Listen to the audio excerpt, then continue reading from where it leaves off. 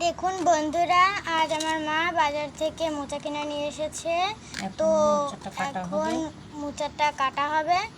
আজ বললো যে কি একটা রানবে, আমার কিন্তু নামটা মনে নেই। রানলেই আপনারা দেখতে পারবেন। মোচার চপ আমার মনে পড়লো একটু আগেই। এই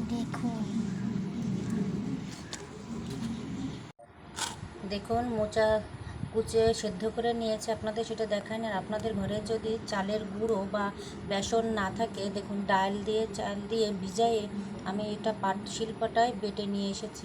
আপনাদের ঘরে যদি ব্লেন্ডার মেশিন থাকে তা দিয়েও আপনি করতে পারেন। তার সাথে দিয়ে দিচ্ছি পেঁয়াজ কুচি, একটু কাঁচামরিচ।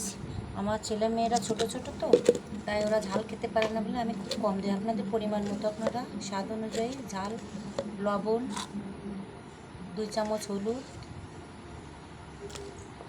এবং স্বাদ অনুযায়ী আপনারা লবণটা দিয়ে দেবেন। আপনারা যদি নিরামিষভাবে বানাতে চান তাহলে আপনারা আদা বেটে, পেঁয়াজ না দিয়ে আদা বেটেও দিতে পারেন। চলুন আমরা এবার ভাজবো। দেখুন এমনিতেও খেতে চায় না, আজ বড়া করেছি বলে মেয়ে খাচ্ছে। দেখেন সত্যি গাইস খুব সুন্দর হয়েছে। আমি কিন্তু আগে এমন বড়া খাইনি। গরম কিন্তু খেতে কিন্তু দারুণ।